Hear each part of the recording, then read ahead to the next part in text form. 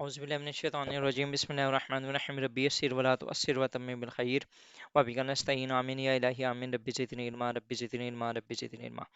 नाज़रीन, आज हम अपना यूएस हिस्ट्री को कंटिन्यू करते हुए उसका नेक्स्ट टॉपिक पढ़ेंगे, Louisiana purchase. It was one of the major development in the history of United States of America. इसके बारे में थोड़ा सा देखते हैं।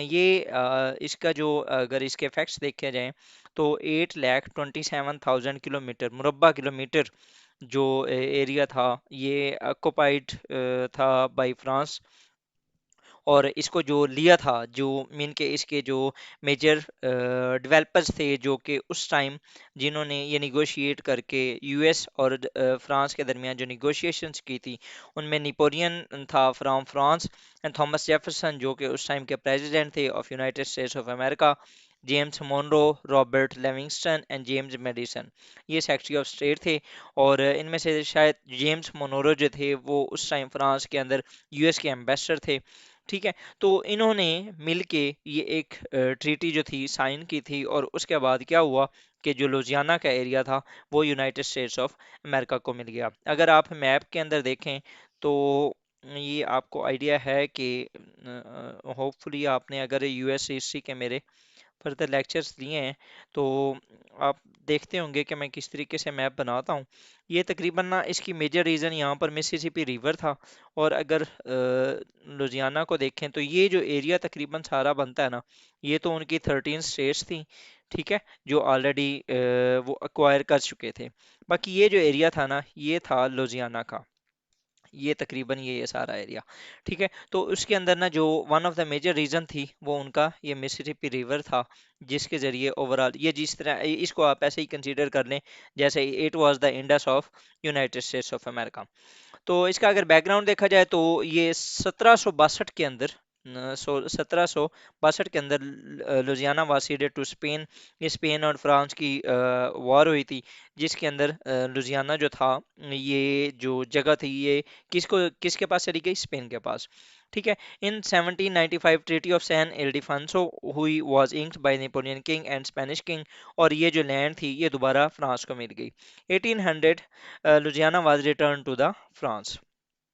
उसके बाद फर्दर अगर देखें तो ये जिस तरीके से मैंने आपको ऑलरेडी बताया, ये इसका एरिया था। फर्दर अगर देखें तो ये परचेज क्यों की गई थी, इसकी रीजंस क्या थी, ऑब्जेक्टिव्स क्या थे आखिर। सबसे पहले तो मैंने आपको बताया है कि मिसिसिपी रिवर पानी की ज़्यादा से ज़्यादा आपको पता ही है जिस तरीके से पानी जो हमारी लाइफ के अंदर एक रोल प्ले करता है। पहली तो ये रीज़न थी। दूसरी, इंटरनेशनल ट्रांसपोर्ट के लिए ये एक one of the major resource था। सेकेंडली, जो यूएस की मैनिफेस्ट डेस्टिनी जो कि स्टार्ट से चली आ रही थी, उन्होंने वेस्ट वर्ल्ड की तरफ एक्सपैंड वो कर रहे थे।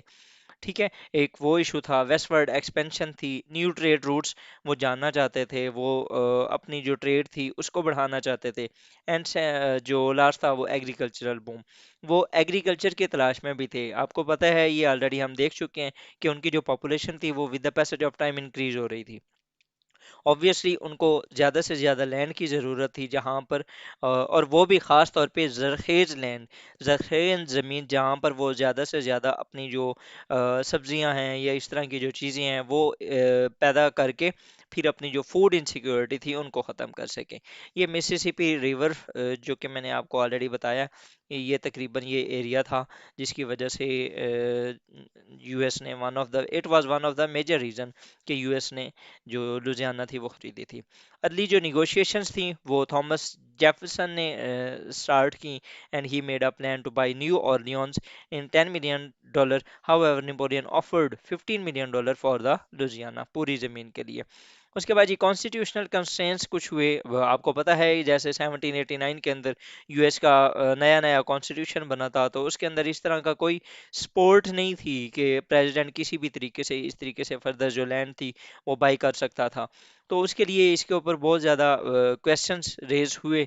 लेकिन थॉमस जैफरसन ने क्या किया कि he was staunch supporter of the constitutional interpretation.